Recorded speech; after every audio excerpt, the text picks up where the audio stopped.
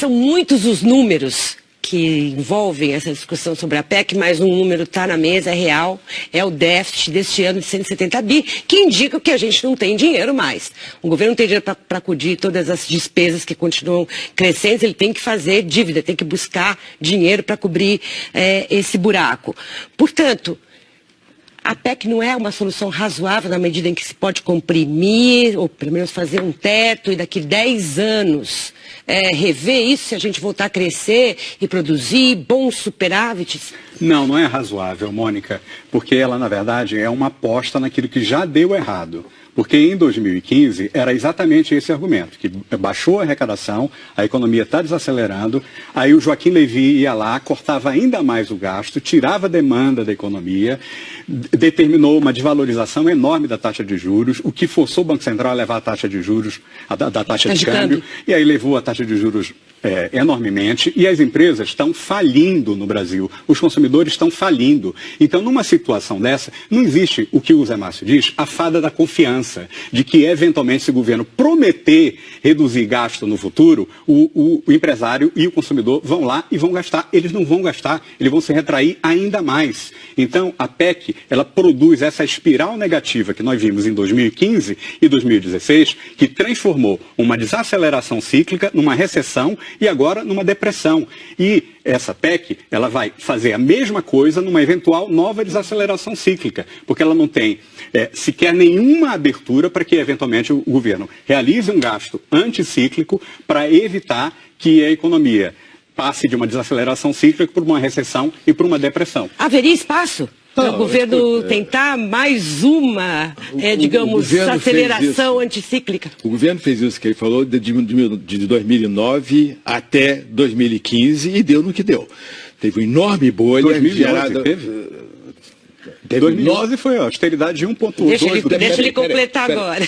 Tem uma enorme bolha 2009, de consumo, 2015. Uma enorme bolha de investimento, uma enorme bolha. Todo mundo se endividou muito, como ele mesmo disse. Todo mundo se endividou muito, tá certo?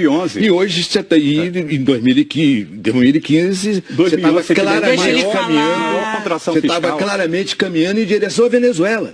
Este país estava caminhando claramente em direção à Venezuela. A inflação explodiu, só não foi mais do que os 7% lá em 2014, porque você teve controle de preços de gasolina, da eletricidade, etc. Tá certo? Então, esse é um ponto fundamental. O governo, quer dizer, toda esta recessão tem a ver com esta política que começou na verdade começou antes, começou em 2006, tá certo? E que foi de aumentar gasto, aumentar déficit público, aumentar dívida, etc, tá certo? E aumentar endividamento, aumentar crédito subsidiado, aumentar crédito direcionado.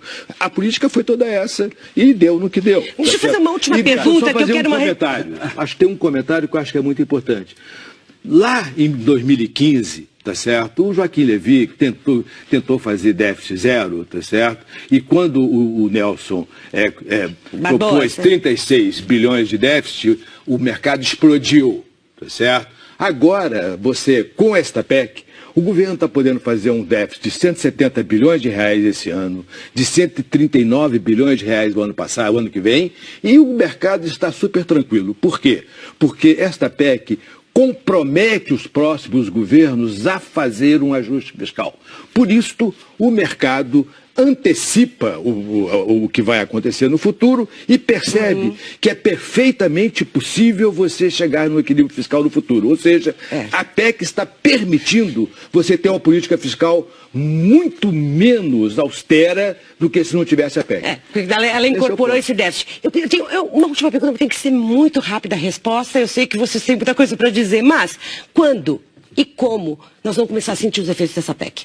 Olha, nós já estamos sentindo os efeitos dessa ação procíclica do governo. Na verdade, isso que o Márcio está dizendo, de chamar a fada da confiança para ela recuperar o gasto privado, não deu certo em nenhum país do mundo. Inclusive, o FMI fez a revisão de todos os casos, não existe um caso nacional em que isso tenha dado certo. Então, isso aí é fantasia do Zé Márcio Camargo. Tá certo? Esse eu acho que tem uma fantasia. Ele está querendo, ironizando, fada, não sei o quê e tal.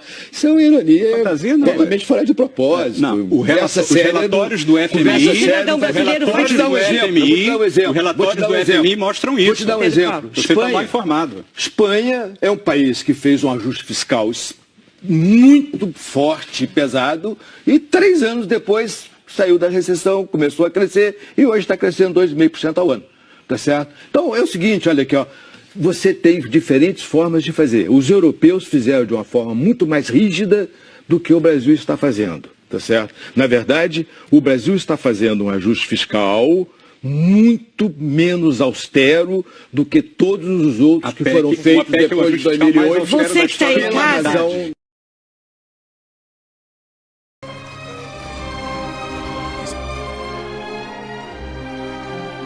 São muitos os números que envolvem essa discussão sobre a PEC, mas um número está na mesa, é real, é o déficit deste ano de 170 bi, que indica que a gente não tem dinheiro mais.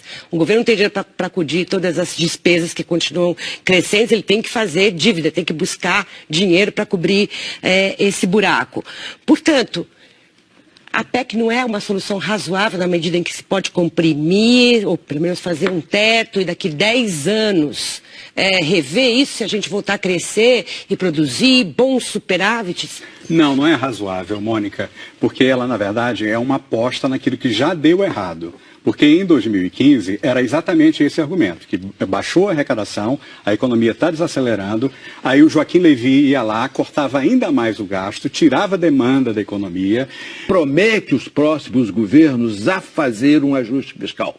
Por isso, o mercado antecipa o que vai acontecer no futuro e percebe que é perfeitamente possível você chegar no equilíbrio fiscal no futuro. Ou seja, a PEC está permitindo você ter uma política fiscal muito menos austera do que se não tivesse a PEC. Porque ela incorporou esse déficit. Eu tenho uma última pergunta, tem que ser muito rápida a resposta. Eu sei que vocês têm muita coisa para dizer, mas quando e como nós vamos começar a sentir os efeitos dessa PEC?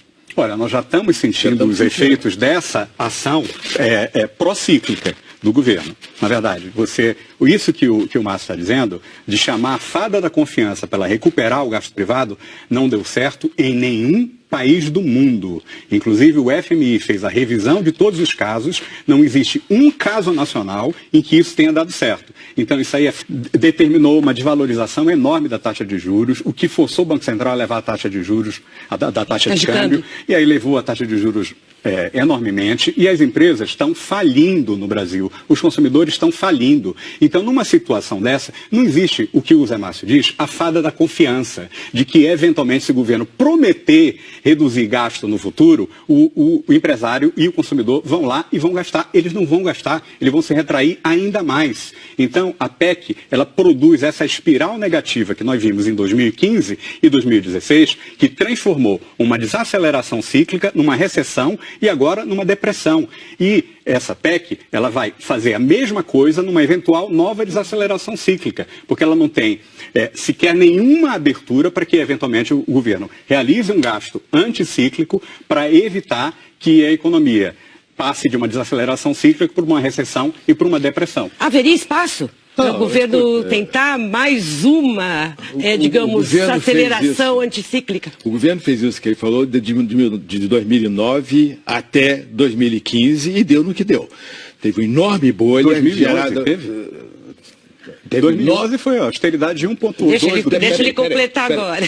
Tem uma enorme bolha de consumo, 2015. Uma enorme bolha de investimento, uma enorme bolha. Todo mundo se endividou muito, como ele mesmo disse. Todo mundo se endividou muito, tá certo? E hoje você está aí, em 2015, você estava claramente caminhando em direção à Venezuela. Este país estava caminhando claramente em direção à Venezuela. A inflação explodiu, só não foi mais do que os 7% lá em 2014, porque você teve controle de preço de gasolina, da eletricidade, etc. Tá certo? Então, esse é um ponto fundamental. O governo, quer dizer, toda esta recessão tem a ver com esta política que começou na verdade começou antes, começou em 2006, tá certo? E que foi de aumentar gasto, aumentar déficit público, aumentar dívida, etc, tá certo? E aumentar endividamento, aumentar crédito subsidiado, aumentar crédito direcionado. A política foi toda essa e deu no que deu. Deixa eu fazer uma última pergunta que eu quero comentário. Acho que tem um comentário que eu acho que é muito importante. Lá em 2015, tá certo? O Joaquim Levy tentou fazer déficit zero, tá certo? E quando o Nelson propôs 36 bilhões de déficit, o mercado explodiu, tá certo? Agora, com esta PEC, o governo está podendo fazer um déficit de 170 bilhões de reais esse ano, de 139 bilhões de reais no ano passado, o ano que vem, e o mercado está super tranquilo. Por quê? Porque esta PEC